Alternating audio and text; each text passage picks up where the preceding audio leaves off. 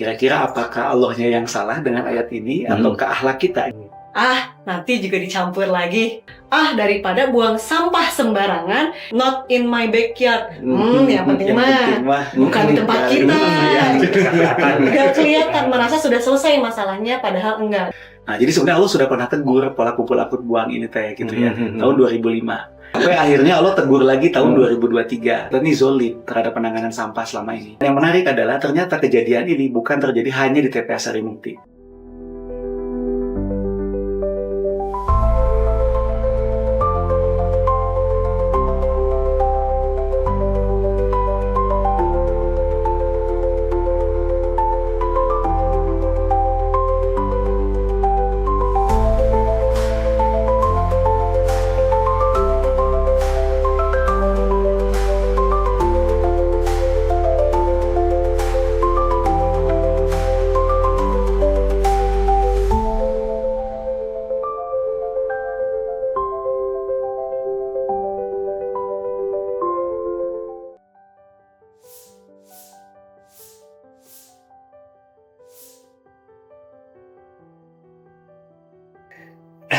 Ya, Assalamualaikum warahmatullahi wabarakatuh. Selamat sore sahabat Tinker semua. Kita bertemu lagi dalam sebuah podcast di Teguh Salman. Hari ini kita akan berbicara soal yang sehari-hari berdekatan dengan kita ya. Bahkan kita hidup di dalam benda ini ya. Kita hidup di dalam barang ini. Nah, kita akan bicara soal sampah ya, politik persampahan khususnya mungkin di kota Bandung ya, dan kemudian dia akan menyebar di Jawa Barat. Ya, untuk itu kita sudah menghadirkan narasumber yang menurut saya ini memang kompeten di bidangnya, yang sehari-harinya bersahabat, bekerja dan dalam mengelola sampah ya. Sudah ada Mas Gun-Gun serta beliau adalah Direktur PT Jabar Bersih ya. Bersih Lestari. Ya. Jabar Bersih Lestari ya. Oke. Assalamualaikum. Waalaikumsalam. Ya. Kemudian juga ada Mbak Lulu. Mbak Lulu juga aktivis ya, aktivis lingkungan dan kemudian spesifik juga mengelola sampah ya di Sapio Ranger ya. Baik. Itu sahabat tinggal. Nah, saya mungkin akan ke Mas Gun-Gun dulu ya. Kita bicara di seputar Bandung saja dulu ya. Karena dulu juga sempat di Bandung ya. Dulu berapa lama? Sempat 6 tahun di PD Kebersihan. PD Kebersihan ya. Apa yang dibersihkan itu?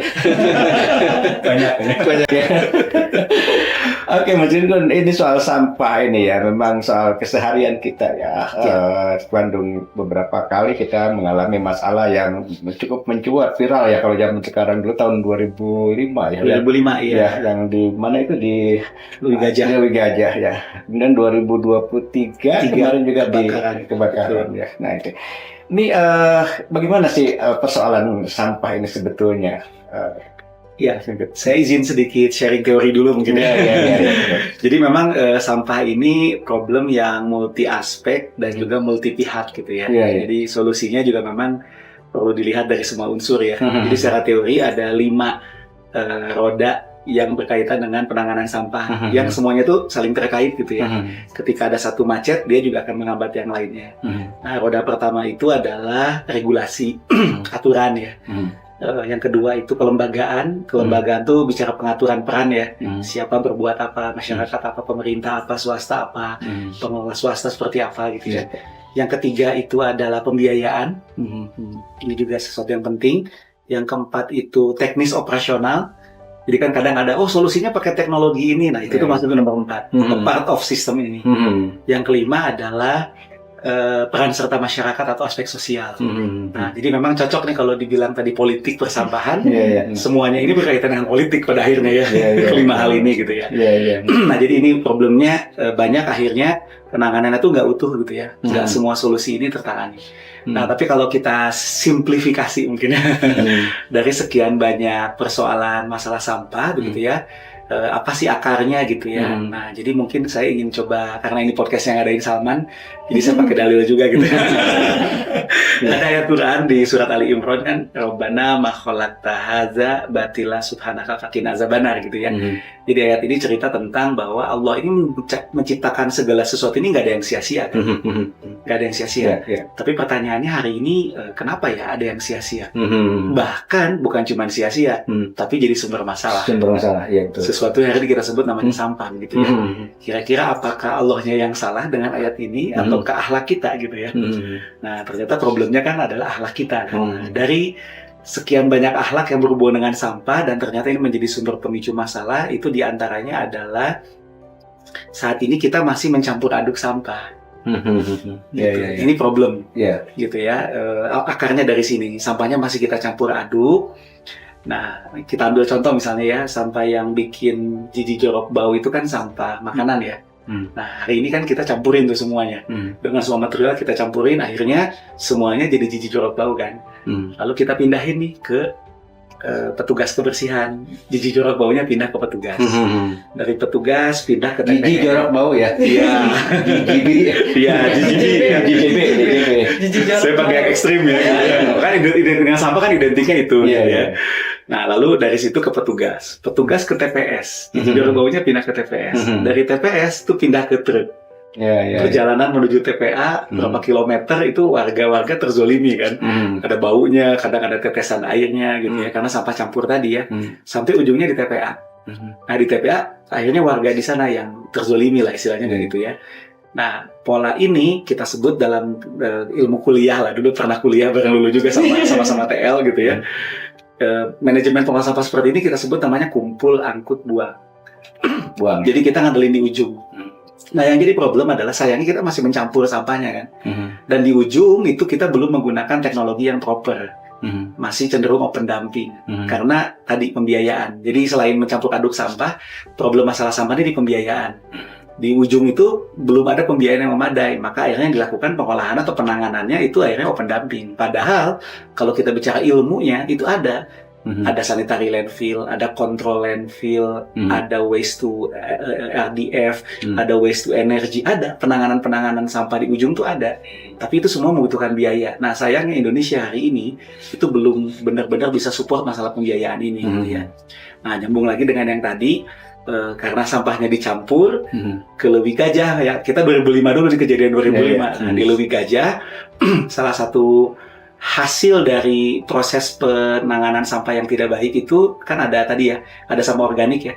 Nah organik itu kalau membusuk tidak dengan proses yang baik gitu ya, seperti yang sekarang gitu ya, itu nanti akan mengeluarkan satu gas namanya gas metan. Nah waktu di Leuwi Gajah, gas metan ini terperangkap di dalam tumpukan sampah yang sangat banyak itu. Sebetulnya harusnya itu ada pipa-pipa gitu. Jadi kalau penerapan landfill yang benar tuh, itu kontrol landfill misalkan ada pipa-pipa gas untuk ngeluarin si gas itu. Nah sayangnya Indonesia tuh mungkin sense of belonging-nya terlalu tinggi kayaknya. Si pipa-pipa itu juga hilang gitu. Diambilin, dijual kayaknya dan lain-lain lah ya. Dan memang tadi penanganannya open dumping kan. Akhirnya kan total terperangkap di dalam tanah. Lalu dia politiknya memang sama-sama sampah ya. Iya. Ya, jadi dulu ya sederhananya kalau politik itu tadi nyambungnya ke berpihakan anggaran. Sederhananya kalau ke sana gitu ya. Nah, karena anggarannya ya kita juga menyadari kadang-kadang sulit ya pemerintah nganggarin untuk pengelolaan sampah tuh gitu ya. Maka penanganannya kan jadi nggak baik ya. Nah, open dumping ini waktu itu di Leuwi Gajah, si gas metan terperangkap, dia akhirnya meledak, akhirnya mendorong tumpukan sampah itu bergerak dan terjadi longsor. Akhirnya menimpa 2 desa kan waktu itu ya. Nah, jadi sebenarnya Allah sudah pernah tegur pola kumpul angkut buang ini teh gitu ya, tahun 2005. Tapi pertanyaannya adalah apakah kita berubah? Ternyata 2005 sampai 2023, anggap 2023 kita nggak berubah, masih kayak gitu-gitu terus. Kumpul angkut buang, semuanya juga nggak berubah, masih cenderung gitu. Sampai akhirnya Allah tegur lagi tahun 2023 lewat kejadian waktu itu kalau di Leuwi Gajah gas metannya meledak menghasilkan longsor. Kalau 2023 gas metannya itu bukan meledak, tapi dia tuh kan gas yang juga mudah terbakar. Tapi tetap dari gas metan itu ya. Gas metan organik yang tercampur. Nah itu gas metannya itu mudah terbakar sebetulnya. Pas lagi suhunya lagi panas, lagi musim kemarau panjang, terstimulus akhirnya terjadilah kebakaran. Kebakaran di TPA Sarimukti yang ini konon katanya kebakaran terluas dan terlama di Jawa Barat. Karena sampai berapa bulan itu masih ada titik-titik apinya. Dan yang menarik adalah ternyata kejadian ini bukan terjadi hanya di TPA Sarimukti. Dalam waktu 3 bulan ada 30 TPA lebih se-Indonesia yang kena kebakaran. Nah, itu gambaran bahwa problem kita hari ini masih seperti itu. Campur, kumpul, angkut, buang, dan di ujung itu masih pakai open dumping. Nah, jadi problem pertamanya kalau disederhanakan ya dari sekian banyak kompleksitas masalah sampah itu nomor satu, problemnya adalah karena kita masih nyampur. Jadi kan pernah dengar istilah sampah jadi berkah katanya gitu. Ini nggak lengkap ini. Jadi sampah jadi berkah jika dipilah. Kalau tidak dipilah tetap jadi masalah. Gitu ya. Yang kedua, problem kita di penanganan sampah adalah diantaranya masalah tadi pembiayaan. Karena bagaimanapun ini kan servis ya, jasa gitu ya. Ada harga, ada kualitas, betul ya. Nah kita tuh nggak adil selama ini. Boleh dibilang zolim, kalau mau agak ekstrim ya. Kita nih zolim terhadap penanganan sampah selama ini. Kita bayar ke toilet kayaknya 2.000, 4.000 berkali-kali nggak ada masalah. Bayar parkir seharian 20-20 ribu kayaknya nggak ada masalah, betul ya. Kita bayar air ratusan ribu nggak ada masalah. Bayar listrik sampai jutaan juga nggak ada masalah. Tapi iuran sampah 20.000, 30.000 udah ribut. Bener ya, ini fakta ya. Mau naikin retribusi sampah susahnya minta ampun. Padahal ini untuk biaya 1 bulan. Jadi nggak ketemu gitu antara ekspektasi. Termasuk sama pemerintah juga sama gitu kalau buat saya. Pemerintah ketika mengatakan itu iuran warga maksudnya ya? Ya, jadi kan pada akhirnya untuk sebuah kualitas penanganan sampah ada harga yang harus dibayar. Kayak cleaning service lah. Kalau pengen, ini Masjid Salman ya. Kenapa Masjid Salman bersih, bagus? Karena pasti alokasi budget buat kebersihannya memadai. Tapi bandingkan dengan masjid yang tidak mau mengalokasikan budget kebersihan, nggak mau bayar petugas marbot yang ngurusin masjidnya, ya pasti masjidnya kotor. Itu udah sunatullah kan. Nah ini juga sama, ada standar biaya yang ideal untuk penanganan itu sampah. Biaya itu penanganan itu dari tempat ini yang 20.000 misalnya ya, itu untuk mengirim ke TPA misalnya atau apa tuh biaya segitu? Nah, jadi biasanya sistem yang ada di Indonesia termasuk di Bandung itu ada 2 pihak memang. Ini juga salah satu yang mungkin nanti perlu dari kebijakan politik untuk bisa menjahit solusi yang lebih baik. Jadi kita tuh ada 2 pembayaran. Dari rumah ke TPS itu kita bayar ke petugas. Yang itu dikelolanya biasanya oleh RW atau kewilayahan. Dari TPS ke TPA itu ke pemerintah. Nah, setahu saya anggaran yang ke TPS ke TPA ini lebih mahal biayanya sebenarnya. Budgetnya lebih gede. Tapi sekarang pembiayaannya untuk case Bandung aja. Bandung itu Rp3.000 sampai Rp20.000 per bulan. Biayanya. Padahal itu biaya realnya tuh jauh lebih besar. Pemerintah sendiri ada anggaran nggak buat itu? Ada. Nah, tadi pada akhirnya tinggal milih sebenarnya. Anggaplah biaya mengelola sampah tuh X rupiah. Ini siapa yang bayar nih? Masyarakat dan pemerintah kan. Kalau masyarakat mau bayar agak gede, berarti APBD pemerintahnya nggak akan terlalu besar. Tapi kalau masyarakat bayarnya kecil, mau tidak mau APBD-nya harus gede. Sekarang tuh problem dua-duanya. Masyarakat hese bayar, pemerintah juga mengalokasikan budgetnya juga ini juga kurang komitmen kadang. Tidak semua kepala daerah mau mengalokasikan budget untuk urusan sampah yang baik. Dari data yang ada, kota-kota yang memang akhirnya urusan penanganan sampahnya baik, itu rata-rata di angka 3-5% APBD. Makanya saya buat wali kota baru, simpel aja kalau saya mah. Sebelum kita ngomongin yang lain, Bapak berani nganggarin 3-5% APBD untuk urusan sampah. Itu aja nih. Teknologi, sistem, itu mah bisa diobrolin belakangan. Tapi komitmen anggaran dulu deh. Gitu. Nah, jadi kalau ketemu aja masyarakat juga mau berlaku adil kaitan dengan retribusi sampah, lalu pemerintah juga mengalokasikan budget yang cukup sehingga kita punya resource dana yang cukup memadai. Nah, ada pun teknologi dan lain itu mah kalau saya nyebutnya syarat ketentuan berlaku. Tinggal milih gitu itu mah. Banyak termasuk hari ini kan saya di Bogor, kita di TPPS Sulut Nambo hari ini kita sudah berhasil mengolah sampah 50 ton sehari, Pak. Jadi 10 truk sudah kita terima, diolah, outputnya jadi RDF. RDF-nya dimanfaatkan oleh pabrik semen. Jalan. Tapi ya tadi, untuk bikin sistem ini harus ada dana dulu. Capexnya sampai puluhan M ini. Gitu. Nah, itu harus dianggarin gitu ya. Nah, jadi sebenarnya kalau disederhanakan ada 2 itu sih. Satu, perilaku kita yang masih mencampur aduk sampah, sehingga akhirnya sampah jadi masalah di ujung kan, dan itu beban. Padahal kalau dipilah, itu ada sebagian yang bisa kita manfaatkan. Bahkan kalau kita bicara data, dan hari ini nanti Telulu bisa cerita bagaimana itu dilakukan di Salman ya. Anggaplah 100% nih sampah. Dari 100% sampah itu 50% itu organik. Sampah sisa makanan dan tumbuhan ini organik. Yang ini kalau kita kelola, bisa dikomposin, bisa pakai maggot, bisa jadi biogas. Ini sudah setengah sampah selesai sebetulnya. Lalu ada sampah yang kedua, kelompok yang bisa didaur ulang atau dimanfaatkan. Nah, itu bisa kita jadi ada uangnya di situ. Nah, itu yang didaur ulang itu bisa programnya bank sampah atau kayak di Salman nih sedekah sampah. Jadi sebenarnya dibuang ke TPA itu tinggal residu atau sisa. Itu paling angkanya di 10-30%. Nah, jadi kalau ini kita kelola dengan baik, organik dimanfaatkan, selesai, daur ulang dimanfaatkan, itu sudah sedikit kan yang dibuang ke TPA. Nah, problem kita hari ini kan semua ke nomor 3. Jadi dicampur residu semua udah jadi 100%. Akhirnya bebannya berat akhirnya. Jadi sudah bebannya berat, akhirnya nggak mau ada pembiayaan yang memadai, udah makin ketemu problemnya gitu ya. Nah, jadi memang kalau ditanya solusi, ya pertama kita mau tidak mau nih harus mempraktekkan ayat Quran. Hai orang beriman, jangan kau campur adukan yang hak dan yang batil. Sampah juga begitu. Jangan dicampur adukan yang organik dan lain-lain. Yang kedua tadi berlaku adil untuk masalah pembiayaan. Sepertinya ini sih kalau dari saya sudah nyemplung gitu ya sekian lama, yang paling krusial tuh ini. Sebenarnya nomor 3 lagi. Kalau nomor 3 ini tapi buat pemerintah. Nah, dalam situasi itu apa tarekah ya? Tarekah dalam situasi itu yang dilakukan misalnya PT Jabar Persi ini? Ya, nah jadi kalau ditanya solusinya gimana? Kan ada hulu, ada hilir ya. Jadi di hulu masyarakat mau tidak mau memilah. Masyarakat, jadi tugas masyarakat itu 2 aja, memilah sama bayar retribusi yang adil gitu udah. Jadi kalau masyarakat mau berkontribusi, beramal soleh, saya ngajaknya beramal soleh gitu ya. Itu satu adalah memilah sampah. Dengan memilah sampah nanti proses ke belakangnya akan jauh lebih mudah. Yang kedua, bayar retribusi sesuai dengan adil, sesuai dengan dia adil lah masalah retribusi gitu ya. Nah, lalu nanti di level tengah, nah ini kan nanti level pemerintah nih. Di level tengah, maka mau tidak mau menciptakan ekosistem sehingga terciptanya pengolahan sampah di level tengah. Nah, sekarang tuh udah mulai jalan di Bandung juga, sudah ada Kampisman kan, ada beberapa tempat-tempat yang sekarang sudah ada rumah maggot dan lain-lain. Tapi ini nggak akan jalan kalau sampahnya nggak dipilah. Nah, setahu saya sekarang dengan adanya program Kampisman, sudah ada efek ke pembuangan sampah ke Sarimukti. Dulu saya ingat tahun 2019 Kang Pisman mulai launching, itu sampah tuh di 1.300-an Pak. Kang Acep ke Sarimukti. Alhamdulillah di 2023 tuh pas kejadian kebakaran Sarimukti, itu 2019 ke 2023. Harusnya sampah naik terus kan?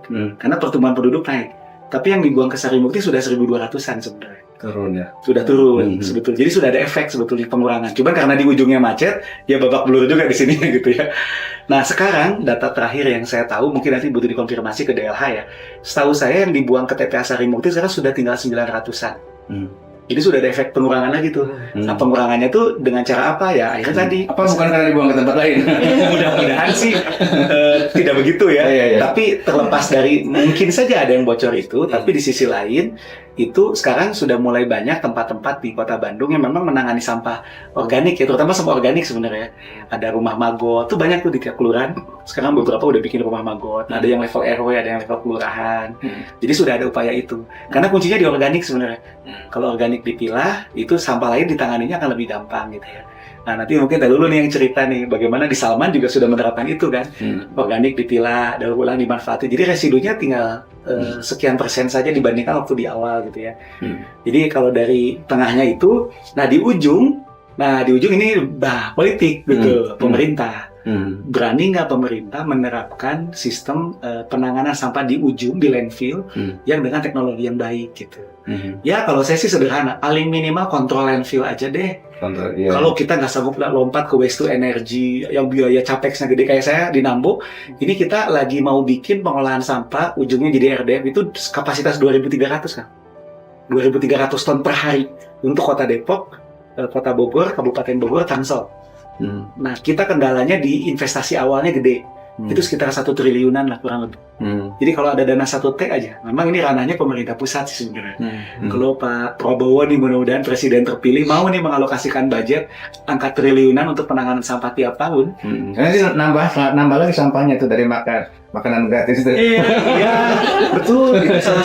Jadi program makan gratis itu 2 sisi mata uang. Di satu sisi potensial banget menghasilkan sampah. Jadi kebayang kita ada hajatan 100 orang aja, sampahnya banyak. Ini ada hajatan setiap hari jutaan orang. Kebayang gitu kalau tidak ditangani dengan baik. Tapi di sisi lain ini opportunity sebetulnya. Opportunity untuk edukasi masalah pemilahan sampah. Jadi kebayang kalau akhirnya program makan siang gratis itu kita bisa bikin sistem di mana sampahnya nanti dibuangnya dipilah. Jadi dibangun budaya begitu aja. Kalau belum bisa kita zero waste. Kalau zero waste tuh harusnya sampahnya nggak pakai box, prasmanan aja. Itu lebih cenderung zero waste tuh kalau pakai prasmanan, karena kemasan itu kan mahal ya, dan itu sampahnya banyak. Jadi bisa dengan cara kalau memang masih pakai box dan lain-lain, nanti dibikin buangnya nggak boleh asal-asalan box-boxnya enggak kayak gitu. Nanti ada tempatnya. Ini untuk boxnya. Ini untuk kalau pakai yang air mineral, itu tempat gelas air mineralnya, dan itu dibersihin dulu, airnya dibuang dulu. Lalu sebelah sininya ada untuk makanannya, dan bahkan kalau perlu di situ makanannya udah ada kayak magotnya gitu ya. Jadi ember di situ udah ada magotnya, jadi langsung dimakanin sama magot gitu ya. Itu menarik juga sih, jadi ada opportunity juga di sana gitu. Gitu mungkin. Satu lagi terakhir itu penegakan hukum. Itu mah wajib, itu dan itu ranah di pemerintah, makanya politik tuh. Yang buang sampah sembarangan udah penjara aja gitu ya. Gitu kan. Jangan nakal-nakal. Lalu tadi penegakan hukum tuh bisa bikin sistem nanti pokoknya wajib milah sampah. Kalau nggak milah sampah nanti nggak diangkut. Kalau kita kan mitosnya buang sampah pada tempatnya. Betul. Mestinya kan ambil sampah dari tempatnya kan. Kalau saya simpan sampah pada tempatnya sesuai jenisnya. Itu. Oke, baru siap. apa ya sih yang terjadi di masyarakat soal pemilahan tadi ya? Artinya kan itu butuh kesadaran masyarakat ya untuk itu. Nah, baru mungkin memperhatikan apa yang terjadi di masyarakat sehingga pemilahan itu tampaknya susah juga, ya susah banget. Setuju banget. Jadi kalau tadi Kang Gunun cerita, masalah utamanya dari nyampurin sampah. Dan kita ambil contoh karena kita ngomongin Masjid Salman gitu ya. Jadi apakah Masjid Salman di tempat yang sangat islami ini lantas memudahkan kita untuk memilah sampah? Kita akhirnya mulai dari lihat dulu tempat sampahnya. Oh, tempat sampah di Salman sudah ada nih terpilah. Masalahnya sekarang bukan soal infrastrukturnya ada atau enggak aja, apakah itu udah cukup? Ternyata enggak juga. Ketika jemaah datang dari segala sisi, dari yang anak kecil sampai yang orang dewasa, dari yang mungkin pernah tahu ada pemilahan sampah sampai yang mungkin apa itu milah sampah, itu semua datang ke Masjid Salman.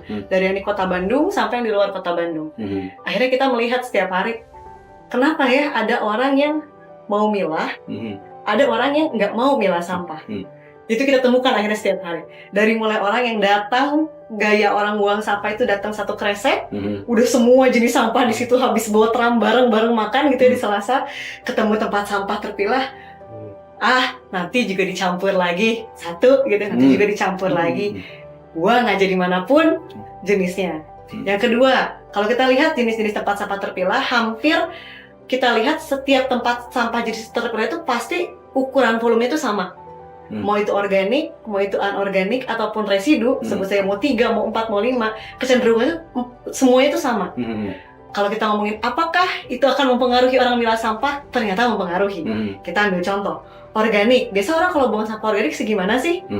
Paling juga cuman ya segitu doang, sisa-sisa, dan itu pun langsung memenuhi penuh sih tempat sampahnya. Kita lihat sama sebelahnya, anorganik, botol. Seberapa sering orang kalau mau buang sampah botol, itu diremuk dulu. Akhirnya, orang ketika mau buang sampah botol, yang anorganiknya volumenya lebih cepat penuh. Ketika mau buang sampah, keluar satu kalimat, daripada buang sampah sembarangan, kan aku juga udah buang sampah pada tempatnya. Walaupun ternyata, awalnya mungkin mau buangnya botol, ada tempat yang botolnya udah penuh, di sebelahnya organiknya masih kosong, masih sedikit. Akhirnya dia buang ke yang harusnya tempat sampahnya bisa bicara ya. Kalau mungkin bisa jadi teknologi berikutnya itu baru segitu. Oh iya, asalnya mungkin udah terpilah ini organik, tapi karena ada satu orang nih mau buang, kemudian pas lihat ke sebelahnya, aduh yang satu penuh, yang satu kosong, buanglah. Satu orang membuat satu tempat sampah jadi tercampur. Orang berikutnya datang, ternyata pemilahan sampah juga isinya juga kecampur lagi. Ya udah, dia pun akhirnya pas buang sampah kecampur lagi. Itu baru sekian cerita. Belum lagi ada orang yang datang, aduh buru-buru nih, udahlah gitu.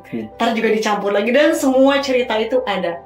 Akhirnya kalau kita ngomong, oke, ternyata ini bukan masalah tentang apakah infrastrukturnya ada atau nggak ada aja. Tapi jauh di dalam sana adalah bagaimana akhirnya orang ini mau menyadari bahwa ternyata ada bentuk apresiasi publik juga yang harus dihadirkan. Ketika ada tempat sampah terpilah, kita ini udah berpartisipasi sejauh apa sebagai masyarakat. Itu yang pertama. Kemudian gitu kalau kita ngomongin yang kedua, ngomonginnya label. Ngomongin label nih. Kita lihat bisa ada 2 jenis. Sering juga kita lihat ada sampah kering, sampah basah. Kita ngomongin, oh iya. Ada orang jajan cilok. Kalau kita ngomongin di Salman kan banyak sekali jajan cilok. Kemudian jajan ciloknya habis, sisa bumbu kacangnya di dalam plastik. Ketemu 2 tempat sampah kering, sampah basah. Kemana sih jenis ini mau dibuang gitu ya? Dia katanya sih anorganik. Kalau anorganik kering, oke, berarti kering. Tapi kan basah, dalamnya teh ada bumbu kacang. Mau dibuang kemana? Bingung lagi. Pakai paradigma yang satu, oh enggak, ini anorganik soalnya jadi sampah kering, ke sampah kering. Yang satu bilang, oh enggak, soalnya ini basah, karena dalamnya bumbu kacang, ke sampah basah. Akhirnya ketika kita buka dua-duanya, kecampur lagi gitu kan. Oke, ini masalah ini juga ya. Belum lagi kita ngomongin, oke, ternyata sekarang organik anorganik B3 atau organik anorganik residu. Sekarang kita tanya, apa itu organik? Apa itu anorganik? Sejauh apa masyarakat kita tahu tentang organik dan anorganik? Jadi lebih kita tarik lagi ke jauh lagi itu adalah, oh ternyata memang literasi kita ngomongin soal ekologis dalam hal pemilahan sampah gitu. Kemudian lebih jauhnya lagi adalah pemahaman dia terhadap sistem bahwa apa yang dia lakukan akan mempengaruhi tidak hanya dirinya tapi lingkungan sekitarnya, itu tuh juga kurang dipahami oleh masyarakat kita. Jadi ada dua jargon yang ini sebenarnya bener tapi jadi cambuk banget nih buat kita. Yang pertama, jagalah kebersihan. Jadi kita ngomongin jagalah kebersihan adalah, oh jaga yuk kebersihan di tempat kita. Ternyata tempat kita bersih. Kita ngotorin tempat yang lain. Kalau tadi cerita Kang Gun, di rumah kita bersih, dipindahin tuh kotornya ke si emang-emang. Dipindahin lagi kotornya ke truk sampah, dipindahin lagi kotornya ke TPA Sarimukti kalau ceritanya Kang Gun. NIMBY syndrome katanya. Betul, NIMBY, not in my backyard. Yang penting mah bukan di tempat kita. Gak kelihatan, merasa sudah selesai masalahnya, padahal enggak. Dan ini yang kita dorong akhirnya di Salman. Ternyata pola buang sampah kita selama ini adalah buang sampah itu cuma mindahin aja. Artinya adalah mindahin sampah dan kita mindahin masalah dari rumah kita ke Mang-mang, ke truk, dan ke Bandung Raya yang akhirnya terasa. Itu yang pertama, jagalah kebersihan. Yang kedua, ngomongin tentang buanglah sampah pada tempatnya. Itu juga kayak ngomongin moto, jargon, tapi nempel banget. Dari dulu kecil aja udah yang buang sampahnya pada tempatnya. Oh iya benar. Kita lihat tempatnya, 1 tong sampah. Jadi kalau kita ngomongin ketika ada orang jadinya misal mau buang kulit pisang gitu, misal dia buang kulit pisang tapi cari pot tanaman. Mungkin bisa jadi dia bilang, jangan buang sampah sembarangan, itu tempat sampah. Sedangkan tempat sampahnya tercampur. Jadi kalau kita ngomongin lagi, oh perkara buang sampah aja, ternyata orang ini udah punya paradigma yang berbeda. Akhirnya jauh lagi kita ngomongin kalau di Salman, yuk naik level perilaku. Sering kali orang ngomong, lu udahlah nggak usah ngomongin milah sampah. Masih banyak kok orang yang buang sampah sembarangan. Terus akhirnya kalau lu bilangnya, ini bukan perkara buang sampah sembarangan atau pada tempatnya aja. Tapi masalahnya buang sampah sembarangan itu udah bukan pilihan. Kita ngomongin di Salman, akhirnya itu dimodelin, itu tuh level 0. Buang sampah sembarangan itu adalah level yang bukan pilihan siapapun di dunia ini. Itu masalah. Nah, sekarang kita mau naik level perilaku nih. Dari level 1. Yang itu apa? Buang sampah secara tercampur. Level 1, oh iya orang ini sekarang keumuman taunya adalah satu tempat sampah tercampur segala rupa di sana, sampai baterai atau kalau orang di rumahnya ada obat-obatan di situ juga gitu, semua segala rupa di situ, pakaian udah nggak dipakai dibuangnya di situ juga segala rupa. Dari yang pertama buang sampah satu tempat tercampur, kita naik level yuk ke level 2. Nah level 2 ini yang kita ngomong adalah yuk simpan sampah secara terpilah, yang tadi juga kami sebutkan dan itu juga kami dorong, yuk kita ubah paradigma dari yang awalnya dibuang, selayaknya bukan lagi tanggung jawab kita, tapi kita hanya menyimpan lah, simpan yuk pada tempat sampah yang terpilah. Ini juga belum terbiasa di kita, mau buang sampah, tapi nggak nemu nih tempat sampah. Karena pernah di Salman juga ngomong ada, lu di Salman tuh kurang banyak tempat sampahnya. Terus akhirnya waktu dulu jawabnya kayak gini, Salman tuh bahkan sebenarnya berhak untuk tidak menyediakan tempat sampah. Ekstrimnya ya kita ngomong, bahwa Salman berhak kok untuk tidak meletakkan satupun tempat sampah. Tapi kan kita terbiasa kalau pengen buang sampah tuh pengennya kalau nggak ada tempat sampah tuh juga nusalah gitu ya. Padahal mah ya kalau memang belum menemukan tempat sampah, simpen dulu aja sampai ketemu tempat sampahnya. Nah kita tuh belum terbiasa dengan itu. Jadi kita ingin mendorong yang kedua adalah simpanlah sampah secara terpilah. Ini kita belum ngomongin kondisi sampahnya seperti apa. Nah kita punya level yang ketiga yang juga kita dorong di Masjid Salman, yaitu apa? Sedekah sampah yang juga disebutkan oleh Kang Gun-Gun adalah yuk berikanlah perilaku terbaik dari diri kita dengan cara ketika kita mau ketika kita bilang mau simpan sampah secara terpilah, kita lihat seberapa bersih si sampah yang mau kita simpan itu. Karena apa? Ada orang jajan jus alpukat misalnya, alpukatnya udah habis, ada sisanya tuh di cupnya, kan langsung dibuang biasanya. Itu justru yang bikin tempat sampah kita tuh jadi bau. Karena apa? Sisa-sisa yang itu gitu. Jadi awalnya tempat sampah kita beli bersih nih, tapi gara-gara cara kita berperilaku yang tidak baik dan tidak benar, akhirnya tempat sampah yang bersih itu jadi kotor. Nah, yuk sedekah sampah ini adalah, lu masa sih sedekah pakai sampah? Kita wujudkan, orang sedekah senyum aja bisa jadi sedekah. Kita wujudkanlah perilaku terbaik dari seorang manusia yang dengan perilaku terbaik ini bernilai pahala untuk kita dan juga untuk kemaslahatan yang lebih besar lagi di masyarakat. Jadi akhirnya kita ngomong, jadi sedekah sampah tuh gimana? Mau, tadi nih habis jajan jus alpukat, kalau bahasa Sunda mah kumpurahan gitu ya, sok dibilas dulu, baru udah gitu dikumpulkan, ini cup-cupnya, ini kertas-kertas bersihnya, dan itu kami dorong banget di Masjid Salman itu sedekah sampah tematik. Kami suka bilang sedekah botol, sedekah kertas, sedekah kaleng, kemudian sedekah mainan, sedekah elektronik. Jadi gimana sih semua itu punya caranya masing-masing untuk dikelola. Nah itu sih kalau yang kita dorong, transformasi perilaku dengan tadi naik level. Sekarang yang terubus ada 3 level, harapannya ada level-level lain yang juga bisa semakin mendorong partisipasi publik untuk lebih baik lagi dalam penanganan sampah. Harapannya Oke, kalau di Salman kan ada perhatian khusus, saya menangani khusus, ada katakanlah di sampah ya, misalnya Mbak Lulu ini. Nah, tapi di lembaga-lembaga lain apa ada itu kan juga kita nggak tahu ya. Betul. Nah, barangkali apa penting itu prodi sampah gitu ya. Program studi sampah khusus gitu ya, yang kemudian nanti orangnya bekerja memang ngurus divisi. Betul. Kalau di Salman itu kita programnya namanya ekoliterasi kan. Jadi memang bagaimana mendorong literasi pemahaman bahwa ada hubungan antara manusia dengan lingkungan, dan itu adalah hubungan timbal balik yang berkelanjutan dan terus menerus. Kalau dalam satu keseimbangan ekosistem tuh kita bilangnya kan siklus ya. Atau kalau bahasa dulu kita kuliah dulu sekolah tuh ada rantai makanan gitu kan. Ada satu buah siklus yang sebenarnya tuh materi itu beredar terus kok di bumi, nggak kemana-mana. Jadi kalau kita menghasilkan satu sampah misalnya, atau menghasilkan satu makanan, ketika udah habis kita jadikan sampah, dia kan masih tetap ada di sana. Bahkan kalaupun tadi ngomongnya adalah ada pembakaran, tampak hilang, tapi sebenarnya materinya tuh masih ada. Materi pembentuk materi organiknya itu, ataupun anorganik, entah berubah jadi emisi udara, polusi yang kita kenal, atau hal-hal lain yang juga kita lihat, sebenarnya masih berputar di bumi-bumi keneh kok, tinggal mau diapakan aja sama kita.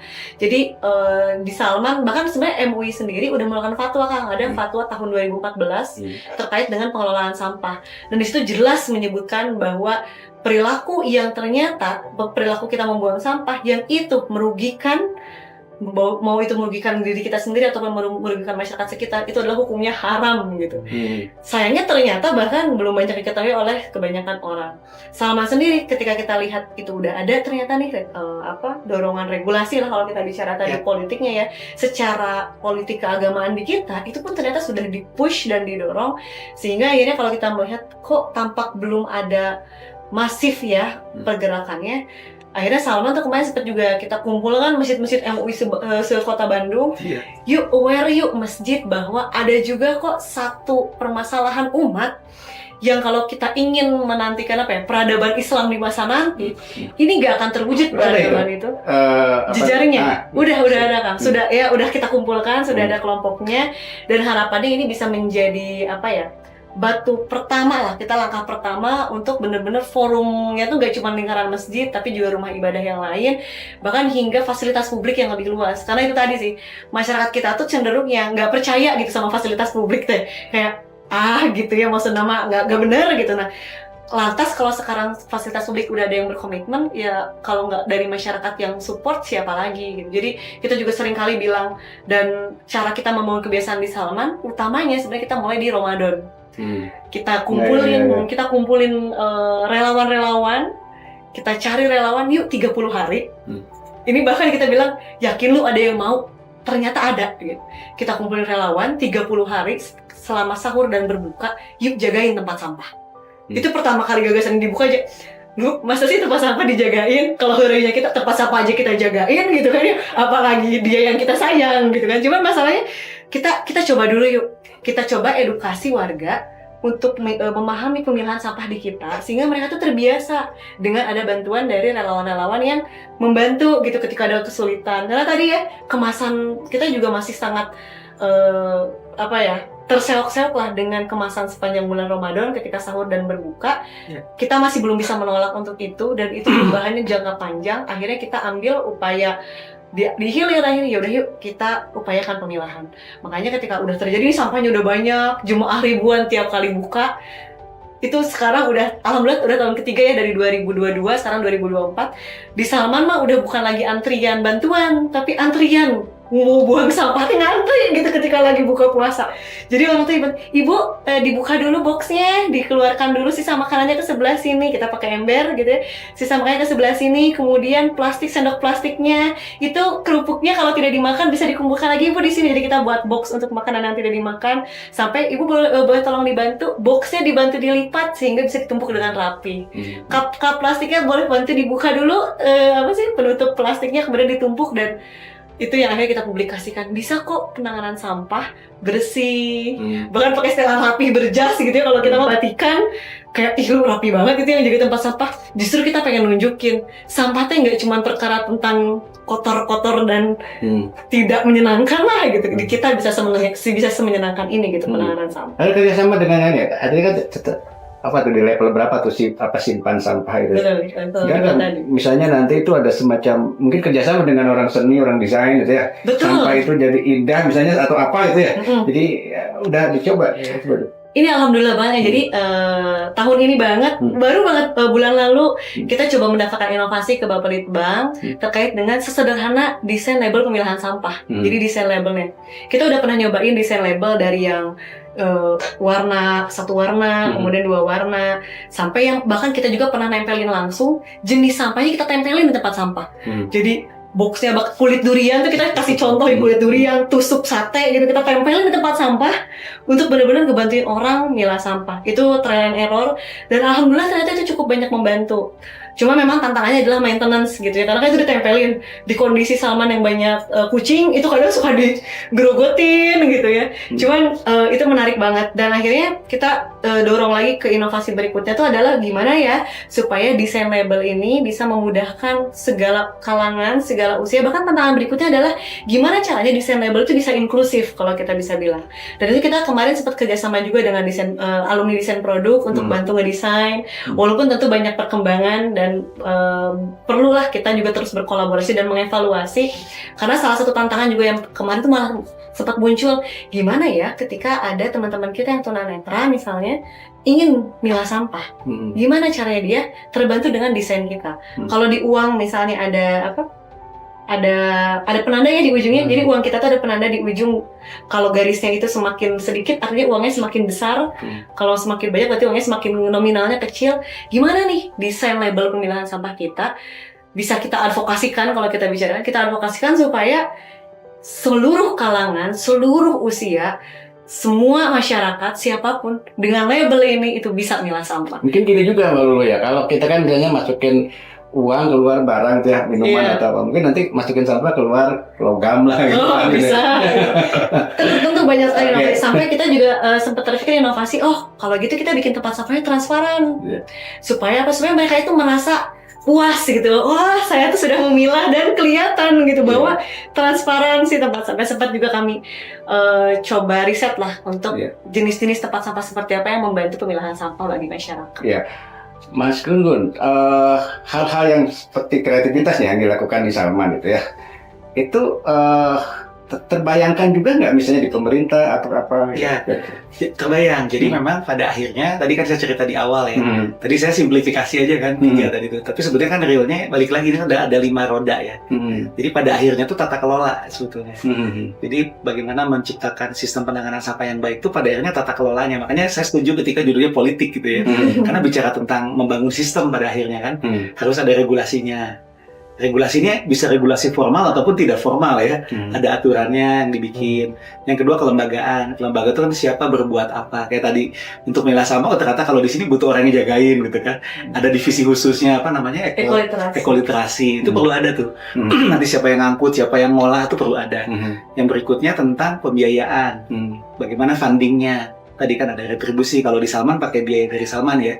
Yang keempat itu tadi adalah teknis operasional kan.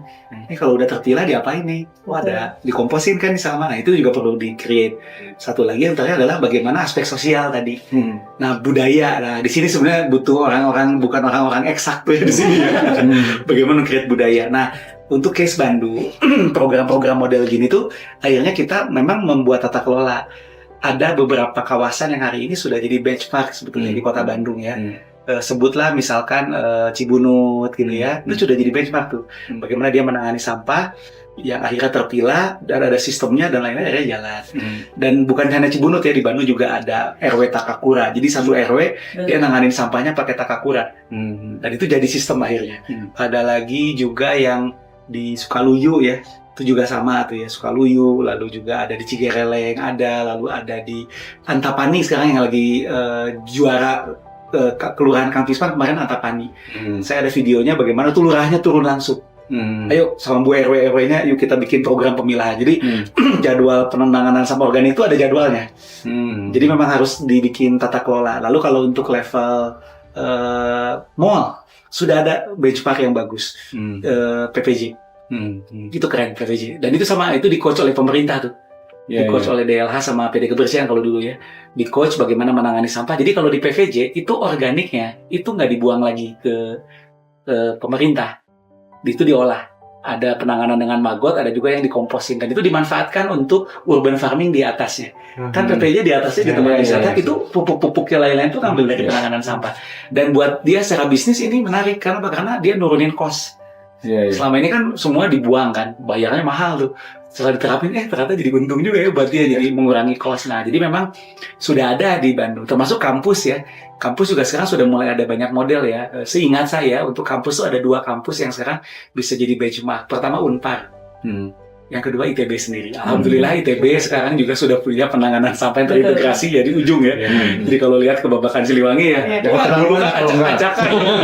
Itu kemarin kita inisiasi kan. Jadi kami dari IATL, saya kan di pengurus IATL, Lulu juga sama. Kita dorong tuh Bu Rektor, ayo Bu Rektor, malu nih ITB gitu kan. Kita bikin sistem yang baik. Nah, kita dorong gedor-gedor lah sama alumni nih, kita gedor-gedor. Akhirnya Bu Rektor mau tuh rapat bareng kita, dan akhirnya di ITB jadi ada tim khusus jadi Pokja sampah. Nah kebetulan timnya memang para penggiat persampahan ya dari berbagai kalangan ya. Ada Pak Panji dari mesin, dia bikin teknologinya. Lalu ada Bu Emenda dari teknik lingkungan sendiri. Ada lagi siapa gitu ya. Akhirnya alhamdulillah jadi tuh Bu Rektor mau nganggarin, jadi kita desak nih. Ya, perpaduan lah, ada dari alumni. Jadi alumni kemarin jadi pendampingan akhirnya. Pendampingan, nah alhamdulillah ITB mau nganggarin, jadilah dibikin fasilitas pengolahan sampah terpadu ya, di mana di sana. Jadi memang pada akhirnya saya setuju, pada akhirnya politik butuh leadership, butuh sistem, butuh tata kelola. Nah dari itu sekarang kan mau pilkada ya, artinya memang itu bagian. Saya paling gampang gitu aja dulu kalau saya kalau pilkada, 2 aja saya dorong ke setiap kandidat tuh ya. Berani nggak nganggarin? Mungkin nanti di apa namanya di kedua penanganan hulu ke hilir gitu aja. Apa itu di debat atau di apa itu harus masuk program ini kan sosial ya. Betul. Nah, kita harus masuk satu poin bagaimana dia menangani sampah. Karena betul Pak, butuh kepemimpinan. Leadership. Jadi kesimpulan saya lah ya, nyemplung di urusan sampah nih, kunci solusi masalah sampah apa sih? Jadi bukan hanya masuk gorong-gorong. Yoi. Ya termasuk presiden. Jadi butuh kebijakan presiden. Kalau saya simple, kalau untuk presiden nih, kalau ada yang dengar punya akses ke Pak Prabowo gitu ya, masa sih? Jadi kalau saya ambil sampel dari statement Bu Sri Bebasari ya. Bu Sri Bebasari ini salah satu ahli persampahan Indonesia. Beliau tuh miris gitu Bang. Kita ini malu kalau ibarat hotel ya. Iya. Hotel itu kan ruang tamunya keren, wah bagus, mewah.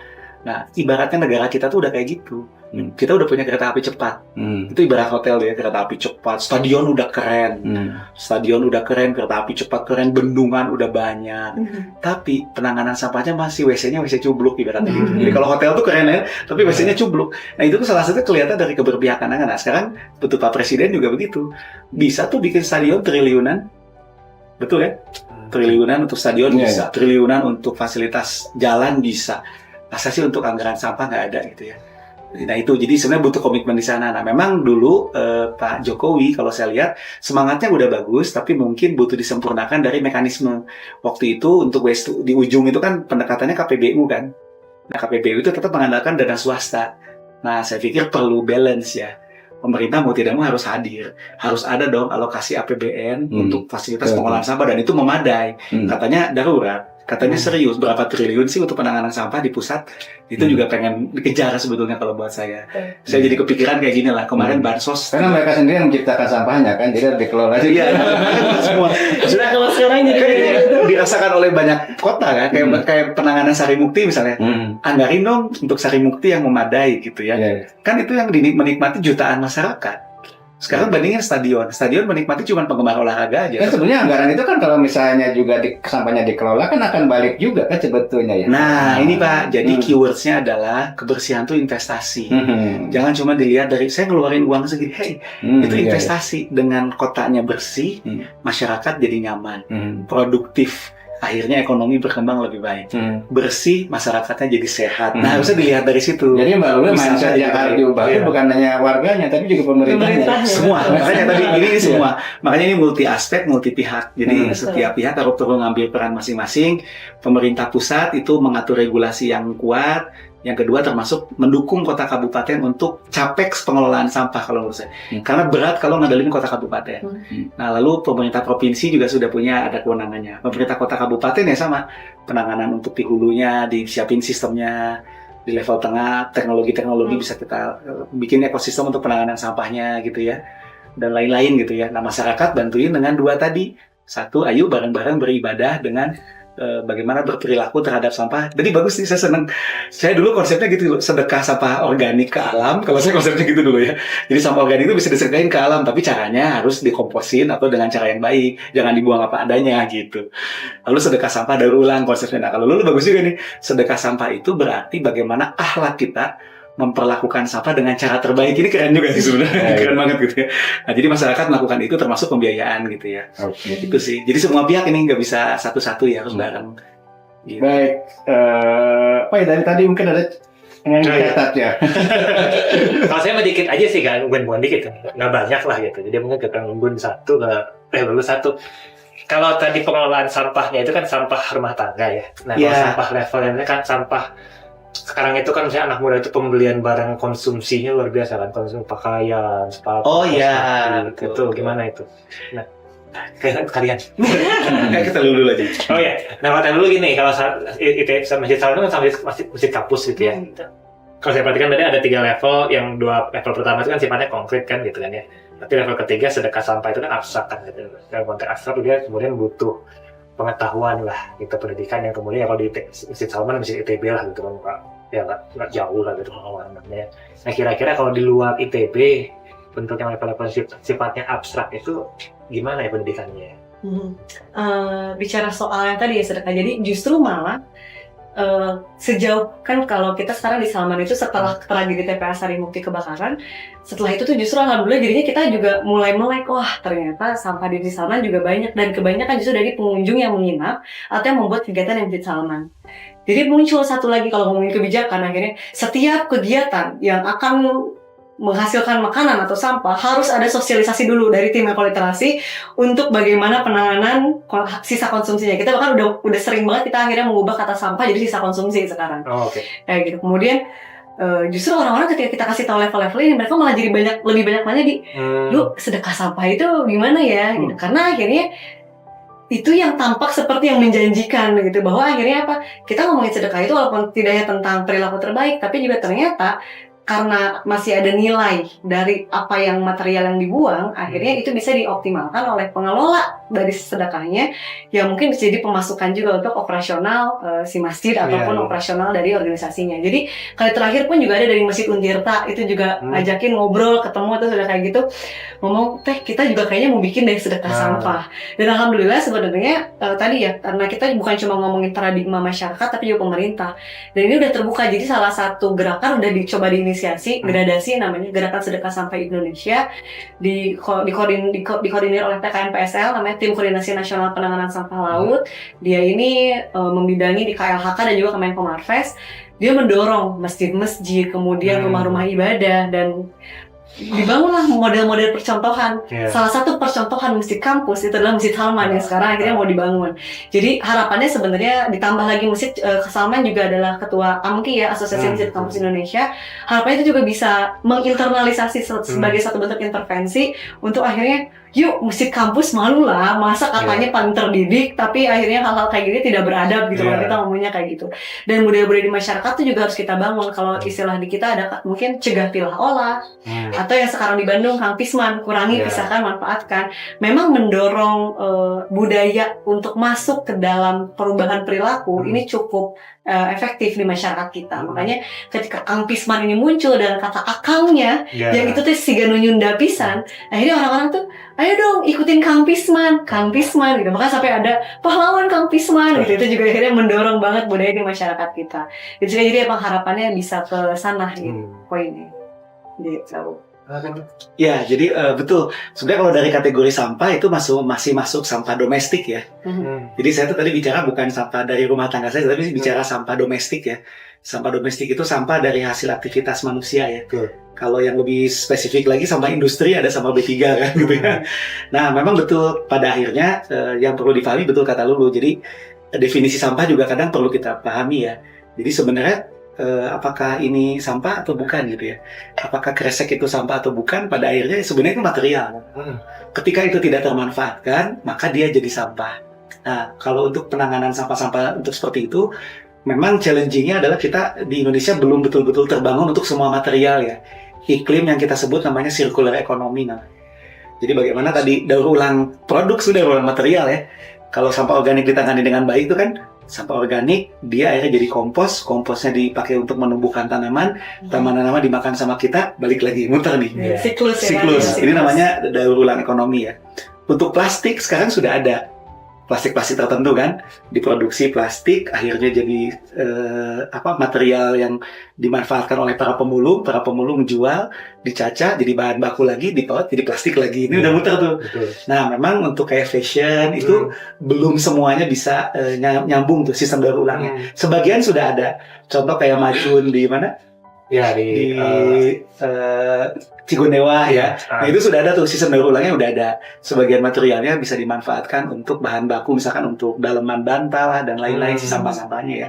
Tapi memang mayoritas belum ya sampai hari ini ya. Nah, ini memang terus terang fashion waste ini juga saat ini sedang jadi problem sih di dunia. Makanya sekarang ada gerakan tukar baju, intinya sih biar nggak nambah sampah, saling silang gitu ya. Betul kan, itu betul. Itu salah satu yang belum betul-betul tergarap memang hari ini ya. Kuncinya sih memang ini perlakukan sampah ini sebagai material. Iya. Bahkan ini nyambung dengan orang seni, gimana caranya? Iya betul. Siap. Baik, terima kasih Kang. Jadi Kang sekarang panggil Kang ya. Biasanya Kang Gun-Gun. Kang Lulu dong. Saya Lulu ya, bahwa saya buat thinker bahwa kalau Anda perhatikan dari pembicaraan kami tadi bahwa sebetulnya sampah itu tidak pernah ada sebetulnya ya. Kalau kita bisa mengelolanya, bisa memanfaatkannya, dan juga punya pemimpin yang leader yang di skala manapun, di setiap level ya, yang memahami tentang soal itu ya. Dan jangan lupa juga anggaran yang memang harus memadai dulu itu. Baik. Atau masih ada terakhir barangkali Kang? Terakhir mungkin sebagai penutup, pada akhirnya kalau menurut saya bicara sampah ini bukan bicara sekedar bicara tentang material, tentang waste, tapi ini bicara peradaban sebetulnya. Fakta membuktikan peradaban sebuah negara itu bisa dilihat bagaimana perilaku warganya terhadap sampah sebenarnya gitu ya. Makanya saya suka bercanda. Nah tadi Lulu udah mention tuh ya, udah mention ini canda-candaan aja ya. Teorinya adalah carilah pasangan hidup atau calon menantu yang itu peduli pada urusan sampah dan kebersihan. Kenapa? Sampah aja diperhatiin, apalagi pasangannya kan gitu ya. Logikanya sebenarnya begini, kalau orang udah concern ke hal-hal urusan sampah, ini kan hal dianggap aware, nggak dicuekin kan biasanya ya. Berarti tentu secara alami dia akan lebih peduli juga pada urusan-urusan yang lain kan begitu ya. Sebenarnya ke sana. Jadi saya senang banget kalau akhirnya hari ini banyak kegiatan-kegiatan untuk edukasi masalah sampah, karena buat saya bukan sekedar ngelihat waste-nya, tapi kita bicara tentang peradaban gitu. Itu mungkin. Satu poin yang juga sangat didorong di Masjid Salaman ITB itu adalah bagaimana kita bijak konsumsi dan juga bertanggung jawab dengan sisa konsumsinya.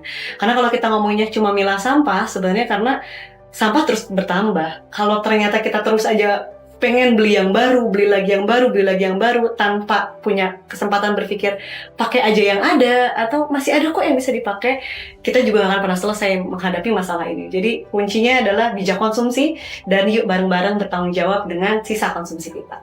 Baik, terima kasih sahabat Thinker. Itulah perbincangan kami tentang politik sampah ya, bahwa bicara sampah sebetulnya adalah bicara peradaban. Maka yuk bareng-bareng kita beradab dengan pengelolaan sampah yang baik. Terima kasih Mas Kang Gungun dan Teru. Sama-sama. Alhamdulillah.